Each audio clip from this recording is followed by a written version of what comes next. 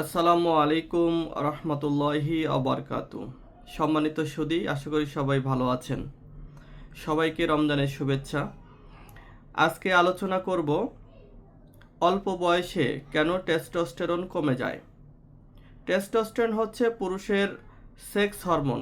এটা যৌন যে পার্ট এটা নিয়ন্ত্রণ করে। আমাকে অসংখ্য রোগী ফোন দিয়ে এটা বলে যে ভাই আমার বয়স 22 বছর, 25 বছর, 28 বছর, কিন্তু আমার পেনিস উত্থান হয় না এবং আমি এই কারণে মেডিকেল টেস্ট করিয়েছি। ডাক্তার বলেছে যে আমার টেস্টোস্টেরন লেভেলটা কমে গেছে।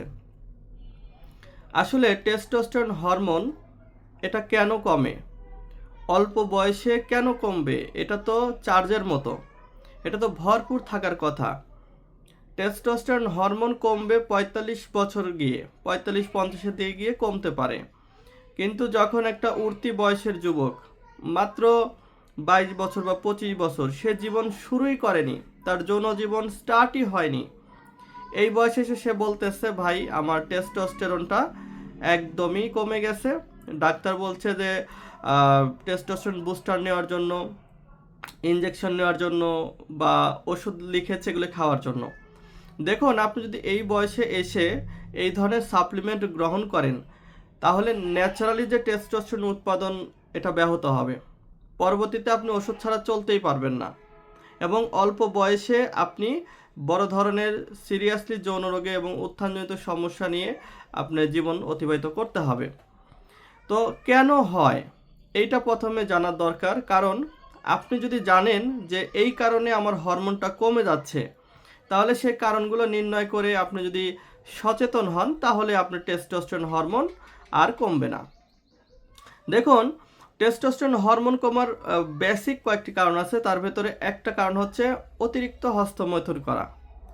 যুবক ভাইয়েরা বিয়ের আগ মুহূর্তে শয়তানের প্ররোচনায় পড়েন, বন্ধুদের আড্ডার বা বিভিন্ন খারাপ মানুষের সাথে মেশার কারণে, অথবা দেখা যাচ্ছে বিভিন্ন পোর্ন ভিডিওতে আসক্ত হওয়ার কারণে এই মাস্টারবেশনে সে আসক্ত হয়ে পড়ে। দেখুন, হস্তমৈথুন যখন কেউ করে তখন কিন্তু সে বুঝতে পারে না এটা ভালো না মন্দ, তার ভালো লাগে তাই করে। তো এটা অতিরিক্ত মাত্রায় করলে, যদি আপনি বিয়ের আগেই অতিরিক্ত বীর্যস্খলন করেন, তাহলে আপনার টেস্টোস্টেরনটা কমে যাবে। যতজন রুগীর সাথে আমি কথা বলি, তার প্রত্যেকটা রুগীর এই প্রবলেমটা আছে যে হ্যাঁ ভাই, আমি হস্তমৈথুন করছি। কত করেছেন? অনেক বেশি করে ফেলছি। তো হস্তমৈথুনের কারণে টেস্টোস্টেরন কমে যায়, তাহলে এটা বাদ দিতে হবে। 2 নম্বর হচ্ছে স্বপ্নদোষ। অনেক যুবক ভাই আছে এটা বলে যে ভাই আমি হস্তমৈথুন করি না, কিন্তু আমার স্বপ্নদোষ পিছু ছাড়ে না। সপ্তাহে 3 দিন 4 দিন পর্যন্ত স্বপ্নদোষ হয়ে যায়। দেখুন, স্বপ্নদোষ কিন্তু রোগ না। মাসে 2 বার বা 3 বার এটা হতে পারে, এটা স্বাভাবিক একটা ক্রিয়া। মেয়েদের যেমন প্রতি মাসে ঋতুস্রাব হয়, এটা স্বাভাবিক, এটা সুস্থতার লক্ষণ। যদি কোনো মেয়ের যদি মাসে 3 বার 4 বার মাসিক হয়, বন্ধ হয়, তাহলে কিন্তু এটা আবার রোগ। তেমনি পুরুষের মাসে 1 বার বা 2 বার স্বপ্নদোষ হবে, এটা নেচার, এটা স্বাভাবিক বিষয়, এটা রোগ না। কিন্তু যখন সপ্তাহে 3 বার 4 বার হবে, আপনার হচ্ছে মাসে 10 বার 12 বার হবে, তখন কিন্তু 100% আপনি যৌন রোগীতে পরিণত হবেন। বিশেষ করে আপনার টেস্টোস্টেরন, এই সেক্স হরমোনটা আপনার কমে যাবে। তাহলে যদি অতিরিক্ত স্বপ্নদোষ হয়, তাহলে আপনাকে অবশ্যই স্বপ্নদোষের চিকিৎসা নিতে হবে। সেটা আমাদের কাছেই আছে, সেটা স্ক্রিনে দেওয়া নাম্বারে কথা বলে নিতে পারবেন। গেল 2। 3 নম্বর হলো অতিরিক্ত রাত জাগা। বর্তমানে তো মহামারী। আপনি যদি 10 জন যুবকের সাথে গল্প করেন, বলবে যে ভাই, তার মধ্যে 5 থেকে 6 জন বলে আমি অনেক রাত জাগি। তারা রাত জাগে ক্রেডিট মনে করে। আমি যখন ইউনানি আয়ুর্বেদিক কলেজে পড়াশোনা করেছি, তখন অনেক বন্ধু ছিল। তখন অনেকে বলে বন্ধু 12টা 1টা পর্যন্ত ঘুমিয়ে পারি না, ওরা এটাকে ক্রেডিট মনে করে। এবং সে যে চিকিৎসক হবে, সে চিকিৎসক হওয়ার আগে সে নিজেই তো রোগী হয়ে যাবে। দেখুন, রাত জাগলে আপনার টেস্টোস্টেরন কমে যাবে। অনেক ভাই আছে বিদেশে থাকেন, অনেকে আছে বিভিন্ন ডিপার্টমেন্টে চাকরি করেন, নাইট শিফট আছে। চেষ্টা করবেন নাইট শিফটটা না করার জন্য। অনেক সিকিউরিটি গার্ড আছে যে শিফট নাইট থাকেই, অনেক গার্মেন্টসে শিফট নাইট থাকেই। আবার এমনও প্রতিষ্ঠান রয়েছে যে নাইট ডিউটি না করলে চাকরিতেই রাখবে না। করবেন না সে চাকরি, আপনার জীবন বাদ দিয়ে কি চাকরি করতেই হবে? ভাই চেষ্টা করবেন, প্রয়োজনে অন্য ব্যবস্থা বা অন্য চাকরির ব্যবস্থা চেষ্টা করবেন, কিন্তু রাত জাগবেন না ভাই। কারণ আল্লাহ পাক দিছে এইভাবেই ব্যালেন্স করছে। দিন কর্মের জন্য, কাজের জন্য, রাত ঘুমানোর জন্য। এখন যদি আপনি পরিবেশ বা এই নেচারের বিরুদ্ধে চলেন, আপনি রোগী হবেন। তো অতিরিক্ত রাত জাগলে টেস্টোস্টেরনটা কমে যাবে। এটা হলো 3 নাম্বার। চতুর্থ নাম্বার হচ্ছে অতিরিক্ত স্ট্রেস, দুশ্চিন্তা।